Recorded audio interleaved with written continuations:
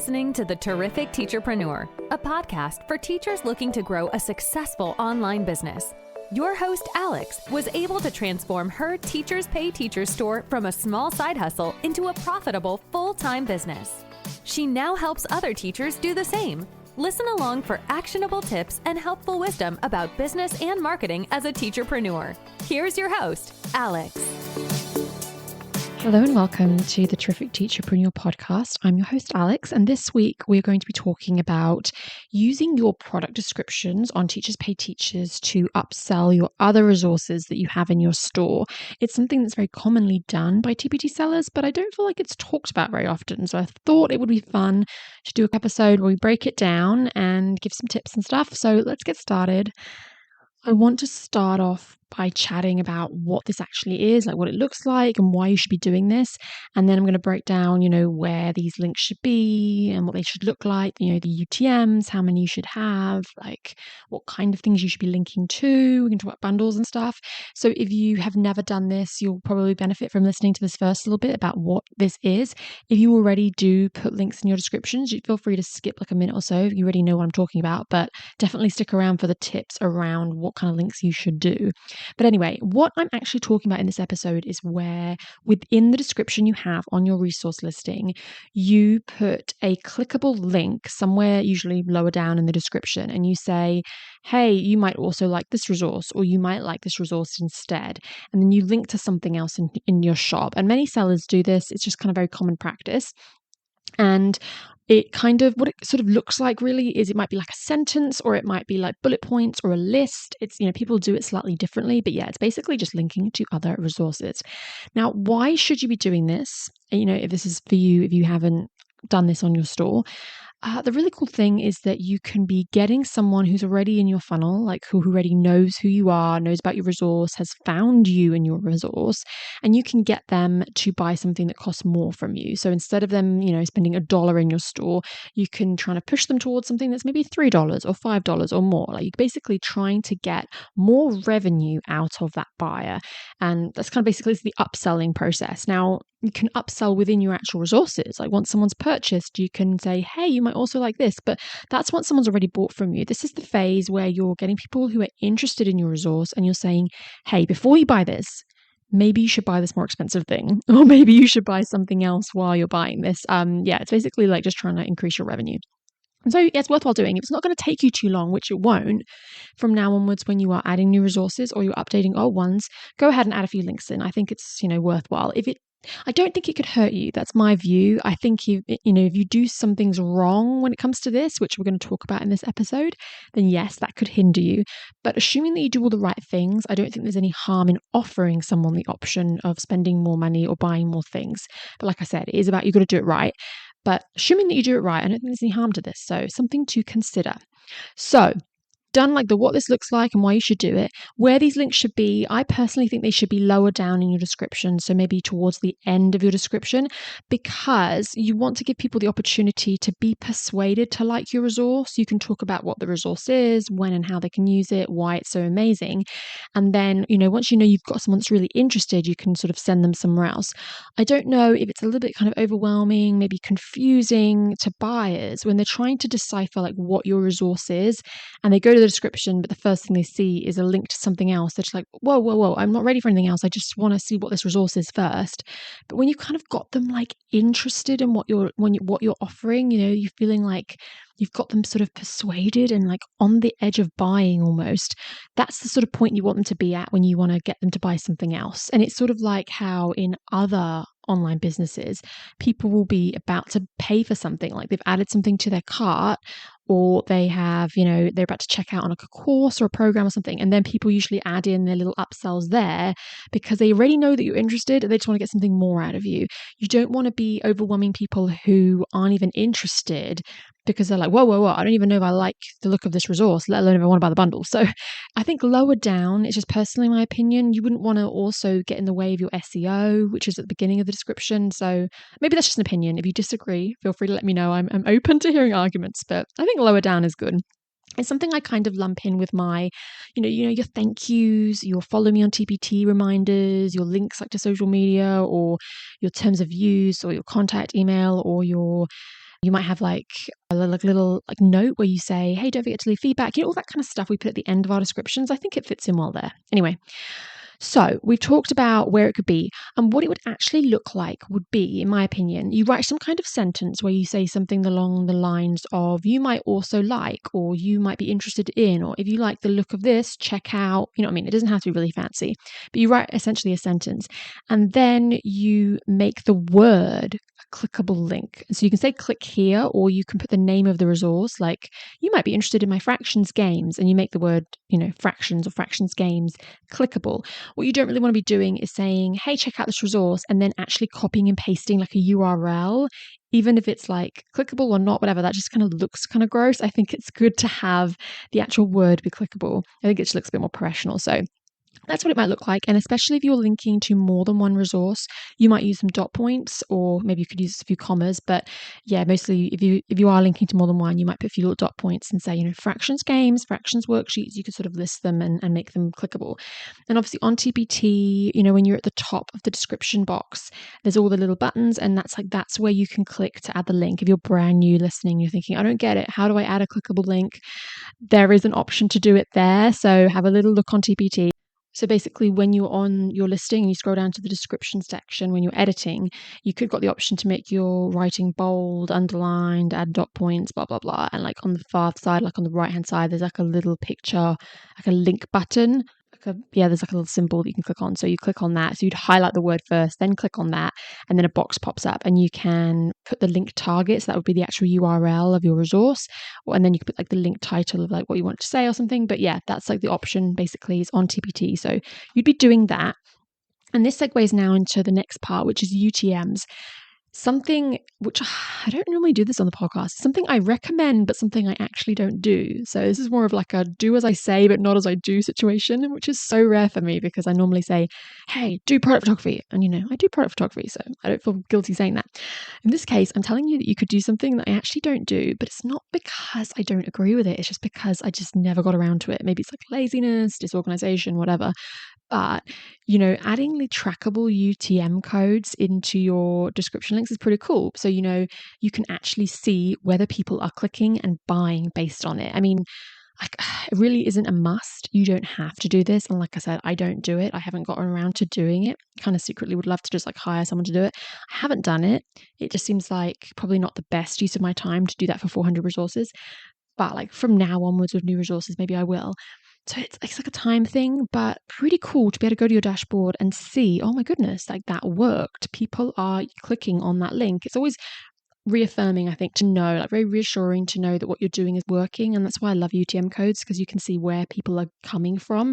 And it's something that's so limited on TPT. We don't really know what search terms people use to find us. It's really cool when you can say, hey, I sold a bundle today. I can see that I sold a bundle because someone clicked on a link in my product description. Like that's really cool to know that what you're doing is working. So yeah, and if you're a newer seller listening, head on over to TPT, head on over to the drop down menu. So the little shop icon, go to dashboard. I'm just kind of walking you through here. Go across to traffic and then the URL builder. And that is how you can make your UTMs. And so you would be putting the link to the resource that you're trying to upsell to. Your source, I think, would be something along the lines of you could write product description upsell or something like that. Reword it however you want. So where you'll be sharing that link, and the campaign name, like you could put the name of the product that you're upselling to. So say it's your fractions games and you're trying to upsell to your bundle, you could put as your campaign name fractions bundle, and then you'll see in your traffic section, you'll see, okay, I made $10. Someone came from my product description upsell link and they bought my fractions bundle. So pretty cool. That's basically kind of what I would suggest. I am kind of kicking myself for not having used UTM codes because I feel like it would make such a great episode to say, hey, here are the UTM codes I've used, all the money I've made. I'm like kicking myself. I have technically done it before. So I put into my traffic section a minute ago this year, and then I typed in the word description into my traffic section. And I can see, I think 2 I did. I called them description upsell.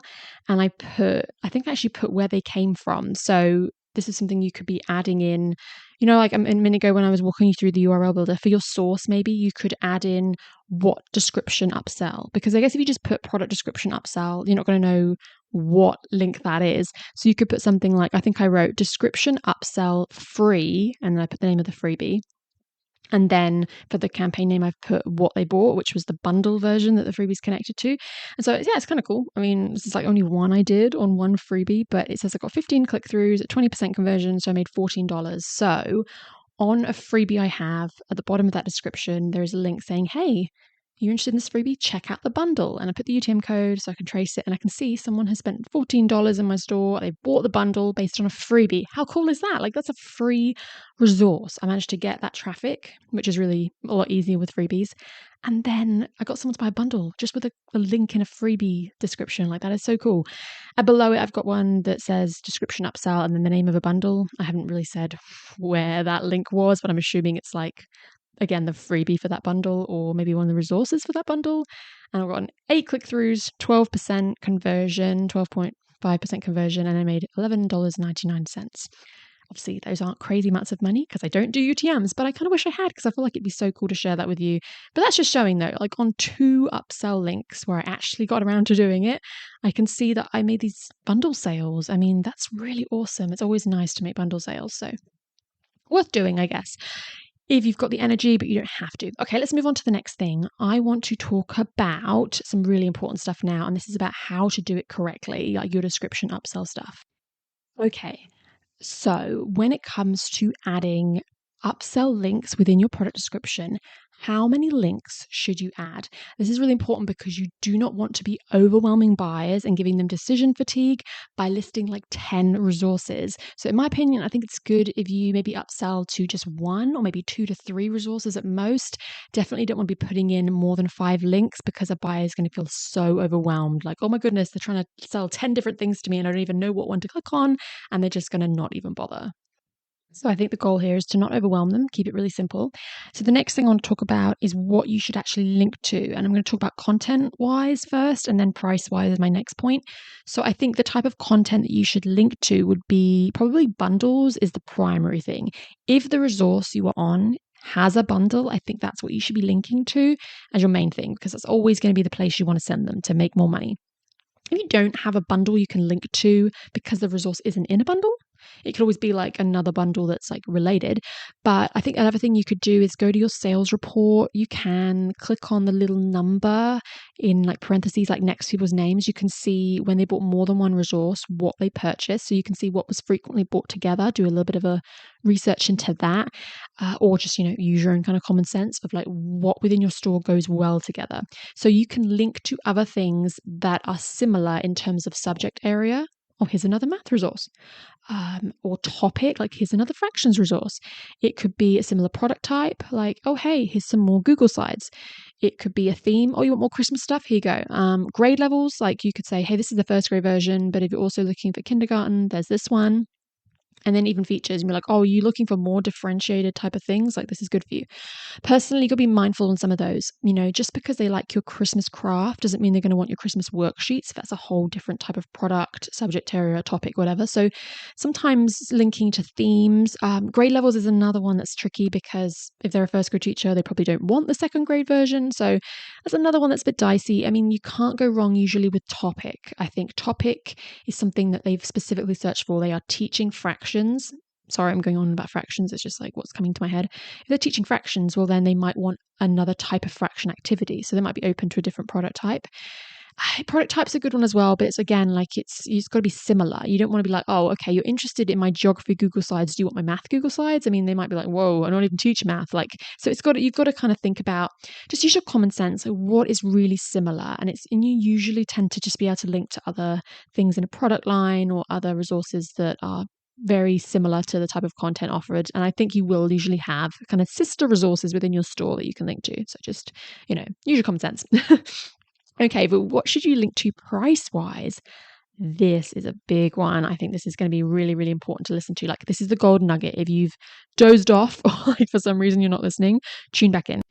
Okay, so something that you want to be really, really mindful of when you are linking within your description to other TPT resources when you're doing an upsell is you do not want to downsell. And I know that seems really obvious, but I have been so guilty of this. I've gone through old resources and looked at their listings and been like, oh my goodness, this is a $5 resource and I'm linking to a $3 resource. I'm actually sending them away to something cheaper. And that is a big, big no-no. So make sure you're not accidentally downselling to something cheaper, or maybe even sort of cross-selling to something that's a similar price point that might just kind of distract them or confuse them in some way. I think you should really only be upselling. So if it's a $3 resource, get them to try and buy a $5 one. And of course, if it's a single resource, get them to buy the bundle.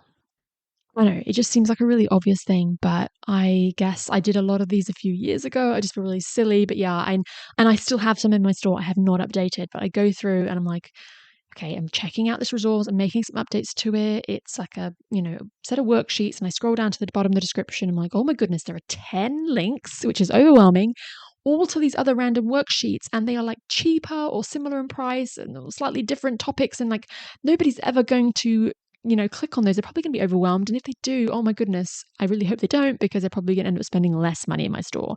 So just be mindful of that. I really do think that linking to your bundle is probably the best thing you can do for the resources that are in bundles. And this is something I want you to keep in mind. You got to remember, some buyers are actually on mobile. They are looking on the TPT app. They can't buy, but they are looking at things, wish listing, blah, blah, blah. Maybe they came from Pinterest or Facebook ad or an Instagram link or whatever. So they're on their phone and they go to the listing and they might scroll down and read the description. Do you know what's not shown on mobile? The traditional upsell to the bundle that TPT provides. When you're on your computer, TPT has that little section where it upsells, to a bundle, and it even shows you what's included within bundles, things like that. Those sort of sections that you can see on desktop, they aren't on mobile. Like on mobile, it just jumps straight from your cover down to your description. So that's gone. You can't rely on that link. So you actually need to make sure you manually upsell to your bundle. And I guess this is another segue here. But if you're talking about a bundle and you want to maybe like list what's actually included because they can't see it on mobile. But anyway, sorry, I'm rambling here and getting off topic. But yeah, remembering those features that are on desktop aren't necessarily on mobile. So they are looking on their phone at one of your amazing best-selling resources. They have no idea that there is a bundle that they could be buying instead, because they just can't see it. So in your description, you want to be saying, hey, I have a bundle of this resource, definitely check it out, and make that clickable. And this would be an example of where you might have it higher in the description. I think if you're upselling to something completely different, a different resource, then by all means put that lower down in the description. If you really want bundle sales and you don't want them buying this resource, you definitely want them buying a much more expensive bundle, that little upsell could definitely be higher up in the description. So that's a little caveat. I will kind of take back what I said earlier about things always having to be at the bottom. If it's a bundle link, I think that's totally okay if you want to have that more in the middle of your description or a little bit higher up, even to sort of like kind of just catch them before they lose interest. But in this case, definitely just don't be putting it as your first sentence. We don't want to be wasting your SEO opportunities, but you can definitely put it a bit higher. But anyway, something to be mindful of. I just think we forget about these things when there are a lot of people using their phones. Anyway, I hope this episode has helped. I've given you a bit of an overview of the whole upselling in your description with some of the sort of faux pas you can make, the do's and don'ts. I really hope it's helped.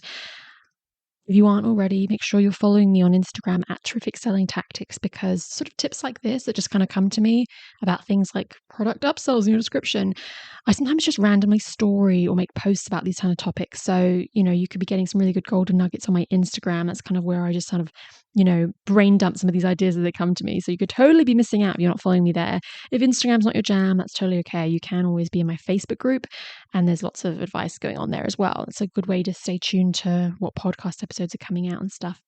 Anyway, I hope this episode has helped. I will, before I go, a quick wrap up. I'll just say, as a little action item for this episode, if any new products you create, maybe you could use some of the tips I've given in this episode, something going forward. Don't feel like this is another burdensome thing you've got to add to your to-do list. It is not that urgent, I promise. It's just something you can do going forward, or you could hire someone who's doing updates of your store anyway. They could add this to their to-do list of things to do.